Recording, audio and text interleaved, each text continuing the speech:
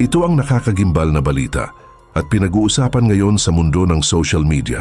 Napatunayan na anya ni Baguio City Mayor Benjamin Magalong na dinaraya talaga ng ilang tiwaling kontraktor ang mga proyekto ng pamahalaan.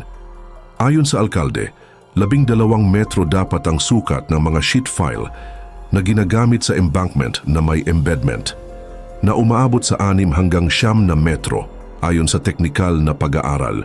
Ngunit sa isang nasirang embankment, nadiskubre na 1 metro lamang ang na-recover na materyales. Kabilang din anya sa modus operandi ang paglalagay ng gabyon o rock cage na may sukat na 1 cubic meter. 11 layers ang dapat na maayos na pagkakalagay nito. Ngunit sa mga aktwal na proyekto, 3 o 4 lamang ang maayos, habang ang nasa ilalim ay mahinang materyales at peke ang pagkakagawa.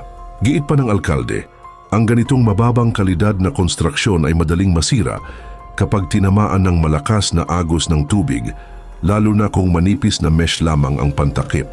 Kapwa mayor din anya mula sa Mindanao at Visayas ang nagpahayag ng pagkadismaya sa mga proyekto ng DPWH. Sila mismo ang nagsabi na nasa likod ng mga ito ay ang ilang mga tiwaling kongresista. Sinabi ng alkalde na hindi siya mababahala kung ipatawag man siya sa Kongreso, sapagkat handang-handa siyang ilantad ang mga ebidensya. Binigyang diin din nito na kung magkakaroon ng maayos na investigasyon ay tiyak na mabubunyag ang napakaraming sangkot sa anomalya. Naghahanda na rin ang kampo ni Mayor Benji na ilantad ang mga ebidensya laban sa ilang mambabatas upang hikayatin ang mas malawak na investigasyon sa nakapanlulumong kalakaran sa mga proyektong ito ng gobyerno.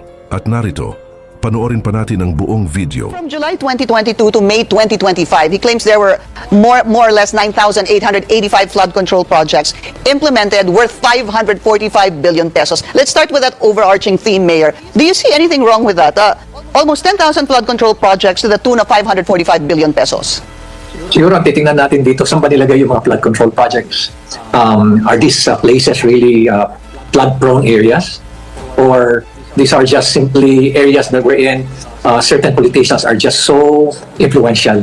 Isa yan siguro mga titingnan natin. And it appeared that marami palang lugar na nagkaroon ng flood control projects na hindi naman talaga kailangan. So isa yan sa mga dapat titingnan natin sa investigation. What else? Another is the huge amount. There should be a technical study that would really determine how much is needed for this particular project. And another is, why is it that it's only limited to a few contractors? Although many other contractors were able to get some of the projects, but majority of the projects were limited to 15. So what really happened? Again, we have to find out who are the people behind it. You mentioned that. That was actually my next topic that I wanted to discuss with you. 100 billion of the 545 billion pesos, roughly 20%, actually went to 15 contractors according to the DPWH. Is this suspect? Is this dubious? Is this a concern? Well, apparently something happened, no? There's no doubt there is some sort of rigged bidding. Kasi nga, kung titingnan mo, talagang merong favored na contractors. There are favored contractors. And the reason why they are favored contractors because they can deliver the package. For example, for a 100% na funding, about 58% goes to 58% are taken out of the total amount and goes to someone else's pocket. Ano? Out of the 58%, siguro yung legitimate lang doon yung 8%. And that represents yung VAT at yung bond. Napupunta yan, 25% goes to the funder. Saan pa galing yung fund, no? Sino nag-provide ng fund? 25% goes to that. 3% goes to the bank, no? 7% goes to the implementing agency for flood control projects. Napunta yan sa DPWH. Meron din 1% para sa material testing, no? At meron din 3% para doon sa mga bidders na nag-back out na lang, ano? Kaya makikita mo talagang rigged bidding, ano? And another is 1% din para sa inspectors. So that's a total of 58%. So naiwan na lang sa project is 42%. Wala pa doon yung profit ng contractor, which is around 18 to 20%. So dyan talaga lalabas na magiging substandard. The first thing that I ask contractors, okay, this is the amount that is left. What are you going to do? Sabi na, we're forced to do a substandard project. And another is dahil yung material testing, nabibigyan din, maski nag-fail yung material, ipapasa pa rin siya. That adds to the substandard project. Mayor, help us understand exactly what you just said a while ago. Kasi sinasabi nyo, may 58% at may 42%. Yung 42%, ang sinasabi nyo, ang actual na ginagamit lang doon sa pagpapagawa ng proyekto on the construction, is that just 42% of the 100%? Hindi pa pinky kasi doon sa 42% wala pa yung profit ng wala pa yung profit ng contractor, assuming na yung contractor gets about 10% na lang or 12%, ano.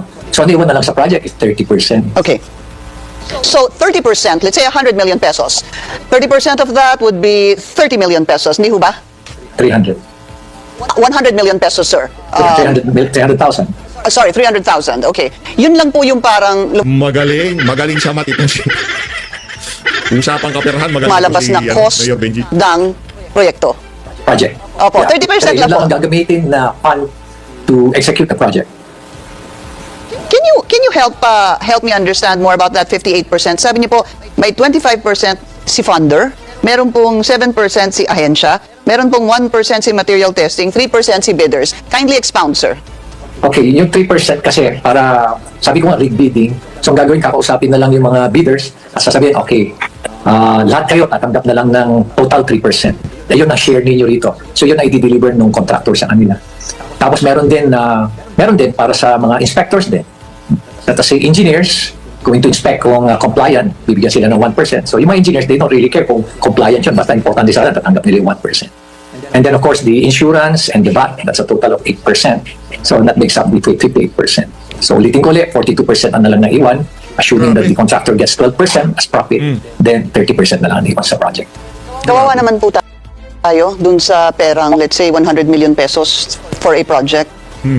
Kung 100 million ang pera sa project, 30 million na lang ang gagamitin sa project talaga. That's what I was Grabe, kawawa talaga. Nak ng Petrang Garapata. Mga walang yata talaga itong mga contractor, mga congressman. Sa flood control pa lang ho yan, ha? Sa flood control pa lang yan. Wala pa ho tayo sa ibang aspeto ng governance. Wala pa tayo doon sa for example, diyan sa Bureau of Customs, diyan sa lahat ng sangay ng pamahalaan, meron lahat yan. Nandun pa lang tayo sa flood control, pero paborito talaga nila itong mga control na to eh. Diba? Yung mga sa DPWH yan talagang pinaka-favorite nila eh. Kasi talagang mindset nila yung utak nila, yung mga congressman na yan. Pumasok sila sa politika para maging kontraktor. Pumasok sila sa politika para magpayaman, hindi ho para tumulong sa ating mga kababayan. Kaya ano ang problema natin dito? O nakita nyo yung mga bumoto kay Tamba, meron pabor yun. Hindi ka naman pipirma sa isang manifesto kung wala kang pabor na makukuha, mga walang yayang mga yan eh.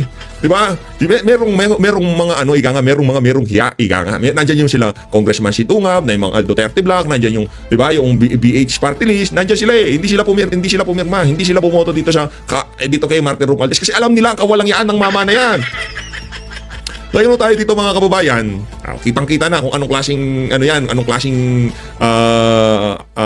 liderato ang meron dyan sa House of Representatives. Tayo kung ano man ang gusto nilang mangyari, yari lamang lahat na lumalabas dyan sa House of Representatives, mapa-flood control, mapa-ayuda, puro falsifikado.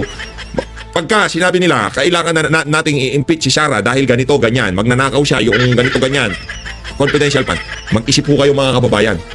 Kung yung mga kaparehong tao, ngayong mga panahon na to, nasasangkot dito sa skandalo ng flood control na to, sila rin yung parehong tao na gustong magpabagsak kay BP SARA. Aba, mag-isip-isip po kayo. Anak ng toka. Hindi ho lahat ganun-ganun na lamang. Di ba? trying to say a while ago, Mayor, 30 million po. Kumbaga, naglagay po ng budget ng 100 million pero yung actual cost lang talaga nun is 30 million. Siyempre kailangan din kumita ng contractor ni Huba. Sabi mo nga, 42%, kikita siya ng 12%. 30% na lang ang natira. So sa 100 million, 30 million lang yung naging cost ng project. Yes. When you talk about agency, sabi mo po 7% sa agency at 1% sa engineer. Sino po si engineer, sino po si agency? Well, yung agency is the implementing agency for flood control project. Obviously, DPWH. Tapos meron din isa-set aside ng mga 1% din sa mga ibang mga inspectors. And that is common, sir? This is actually the I would say the industry practice, no, unwritten law among the contractors, DPWH, at yung siyempre yung politician. Alam mo yung meron pa pala, nakalimutan ko pala, Pinky, meron pa palang pass-through. Kaya that makes up the 58% kasi may pass-through. Kasi yung funder galing yan sa taas eh, no? Tapos kung gagawin niya sa isang distrito, yun yung tawag doon yung pass-through percentage o pass-through share. Usually, nabibigay yan sa congressman. Bakit ho congressman lang, mayor? Grabe. Why not other officials? Di ba ho ba pwede ang mayor, vice mayor, governor, senador? Mag-uusap na lang sila ng congressman, let us say, nabigyan sila ng 5%. Doon sa 5%, let us say, doon sa 5%, nakatanggap sila ng 50 million. Siguro, sharing nila doon, mga 70-30. 70 doon sa congressman, 30 sa mayor o sa governor. Bakit ho mas malaki ang congressman? Ano, mas malaki yung congressman dahil syempre, siya yung lumapit doon sa funder sa taas. Siya din po yung naglagay doon ng budget doon sa during the budget processing. Sa project. Would that be correct, sir? O kaya kinuha nila yan kasi merong mga doon sa funding kasi merong kumbaga discretionary fund yung mga powerful politicians kaya hihingi ka sa kanila doon ka meron silang share doon. Has there been has anyone ever tried to bribe you about this, sir? Meron. Nako. Doon sa aming Youth Convergence Center, no? Ang nai-offer sa akin is 10% of the total contract price na 380 million pesos. So nag-offer sila na 38 million. That was about 3 years ago. Meron din yung Anak ng tokwa, pati itong si Mayor Benjamin Magalong, tinangkahong suhulan. 30 million. Anak ng sa road safety. Alam mo yung yellow barriers? Yes, sir. I was offered 6% naman kasi yung funding will be coming from influential politicians upstairs. Yung influential politician upstairs, who would these be? Would these be, ano bang Si Bonjing upstairs? ba yan? Sa mayor? Governor? Congressman? Mostly from people from Congress. So. And you mean both chambers of Congress? Yes. So. Ano pong naging tugon nyo nung in-offer kayo ng 10% doon sa 380 million? Pinagalitan ko nga, tinawag ko yung kontrakto, tapos pina-terminate ko, pinagalitan ko sa opisina ko. Tapos pina-terminate ko na agad, hindi na namin sinama dun sa bidding. Outright. Sinabihan ko na agad yung head ng back, huwag nang isama yan sa bidding. Kailangan ho natin sa Senado tong si Mayor Benjamin Magalong. Ang tanong, iiwan ba niya ang Baguio City? Palakpakan ho muna natin to si Mayor Benji. Anak ng tawa ko, ibang klase talaga. Idol. Ako naniniwala ako na talagang pagka-korupsyon, hindi ka sasantuin nitong mama na to. Mga kababayan, hindi lang ho ngayon yan. Nung nagdaang kongreso, nagsalita na yan. Ang daming nagalit na congressman dyan, pero hindi siya nanahimik. Ano pa nanahimik? Wala kayo dyan. Siniraan na siya nung nagdaang kampanya. Yung tipong ayaw talaga siyang paupuin kung ano ang paninira ginawa dyan sa mama na yan. Pero nanalo pa rin siya kasi yung strategiya, yung ginagawa nila kay BP, ginawa sa kanya dyan sa Baguio City. Corruption din ang issue nila. Kaso, kita naman ng mga taga Baguio, kaparehas na mga siraulo dyan sa Congress ang nanira sa kanya. Kung sino yung naninira kay BP, siya rin ang nanira dito nung panahon ng kampanya. Sila rin, magkaparehong tao. Kaya kung nanalo to, nung nagdang eleksyon, ganun din ang aasahan natin sa 2028. Kasi wala akong naniniwala sa mga paninirang ginagawa ng mga merong saltik dyan sa House of Representatives. Anak ng tao, mga sinto-sinto mga spoiled brat, anak. Pagka hindi nila nakuha, gusto nila nagmamaktol yung i-impeach ka, sisiraan ka, buti, swerte ka, Mayor Benji, di ka pinadisqualify. Do you see that contractor, mayor, in any of the contractors na the president had mentioned? Yeah, may mga kakilala ko doon sa mga contractors. Some of them are actually familiar to me. Kasi may mga projects din sila sa Cordillera area, sa Luzon area. But kasi sabi nga ng Pangulo, 'di ba, he's not sir, wala pa siyang sinasabing may pagkakamali itong mga to. Syempre nasa initial stages pa lang ng investigation, but among the companies that you've seen so far, I mean, to be fair, would there be, companies that are really credible? Is it possible, I guess my question is, that's why some of them get a big amount because they are credible or they do the job well, sir? Well, some of them are actually credible din kasi marami sa kanila quadruple A. And that's quite in terms of standards, in terms of capacity, capability, talagang, and in terms of funding, talagang capable sila to carry out the project. Ang nakapagtataka lang is bakit nalimit sa kanila at bakit sila yung paborito. At alam mo, paborito sila dahil marunong silang mag-deliver nga. Magaling na rin sila, pero kasi ang industry practice is, meron kang magbibigay ka kailangan mo magbigay para makuha mo yung project. At siguro magaling lang silang mag-deliver ng package sa mga influential people, kaya sila napipili. So magaling sila. Pinsik yan favoritism din favoritism din Kaya makikita mo doon sa mga distrito, meron talagang paulit-ulit na ito yung kontrakto. Opo. Opo. Actually, look at the website of the president, you'll see a number of them pare-pareho, and which even the president was saying, it was strange na meron pong mga lugar na halos pareho yung amount, pero syempre iba naman yung magiging disenyo, o yung lawak, o yung quantity na kinakailangan. Why did it even get to that, Mayor? Did we, number one, is that possible? Number two, if that was fraudulent, hindi ho ba kahit papaano may konting takot man lang na ang inibalang ay siguro 1,000, 1,025, parang ganun po dun sa ibang mga numbers na nakita ko?